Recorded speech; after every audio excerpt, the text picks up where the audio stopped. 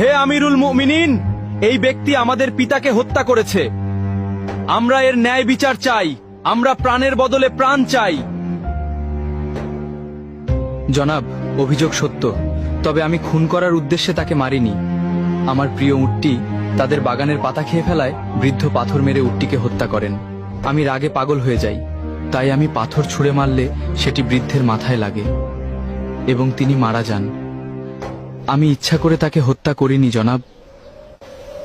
তুমি নিজের ইচ্ছায় হত্যা করো বা না করো, ইসলামের বিধান অনুযায়ী তোমাকে মৃত্যুদণ্ড গ্রহণ করতে হবে।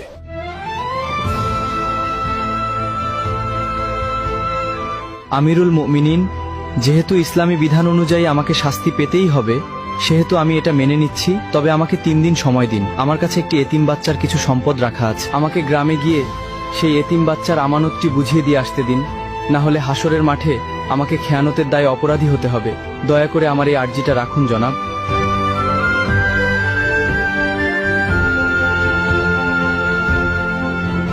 ঠিক আছে, আমি তোমাকে ছেড়ে দিতে পারি, কিন্তু শর্ত হলো কাউকে তোমার জামিনদার হতে হবে।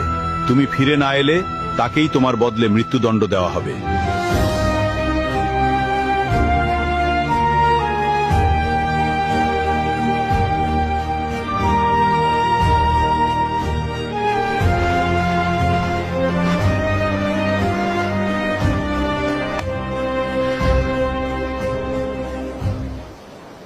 হে আমিরুল মুমিনিন, আমি ওর জামিনদার হব।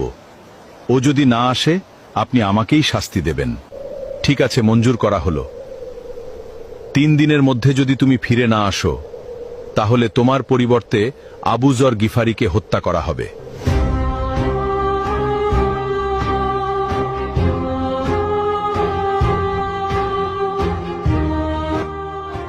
ভাবতেই অবাক লাগছে, সম্পূর্ণ অচেনা একজন মানুষের জন্য আবু যরনের মতো এমন মহান সাহাবী নিজের জীবন বিপদে ফেলে দিলেন। আল্লাহ না করুন ওই বেদুইন যুবক যদি আজ ফিরে না আসে, তবে আমাদের মাঝ থেকে এমন একজন শ্রেষ্ঠ মানুষের প্রাণ চলে যাবে। কি যে হবে আজ।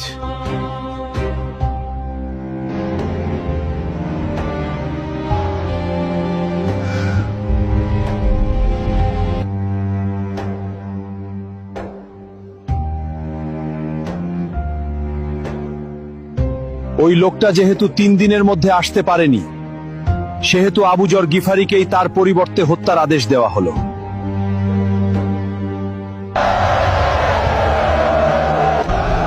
থামুন, সে ফিরে এসেছে।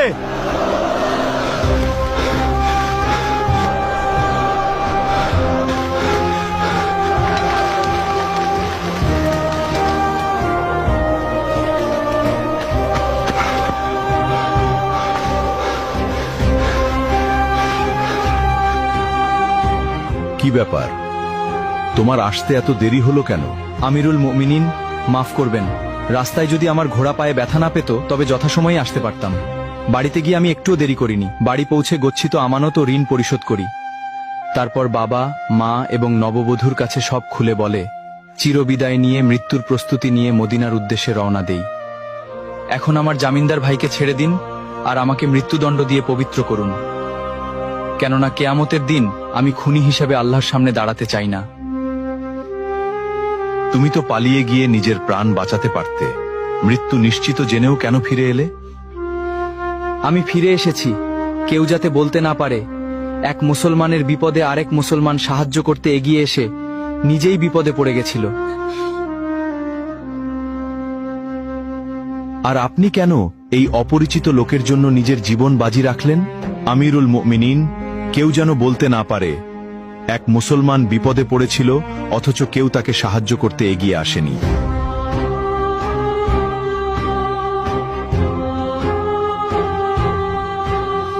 হে খলিফা, আপনি তাকে মুক্ত করে দিন। আমরা তার উপর করা অভিযোগ তুলে নিলাম। কেন? তোমরা তো বিচার চেয়েছিলে। কেউ যেন বলতে না পারে এক মুসলমান অনাকাঙ্ক্ষিত ভুল করে নিজেই স্বীকার করে ক্ষমা চাওয়ার পরেও অন্য মুসলমান তাকে ক্ষমা করেনি। আজ তোমরা প্রমাণ করলে এই উম্মাহার বুক থেকে ওয়াদা পালন একে অপরের প্রতি বিশ্বাস এবং ক্ষমার গুণ হারিয়ে যায়নি। জেনে রাখো, যেখানে বিশ্বাস এবং ক্ষমা থাকে সেখানে আল্লাহর রহমত সবচেয়ে বেশি বর্ষিত হয়।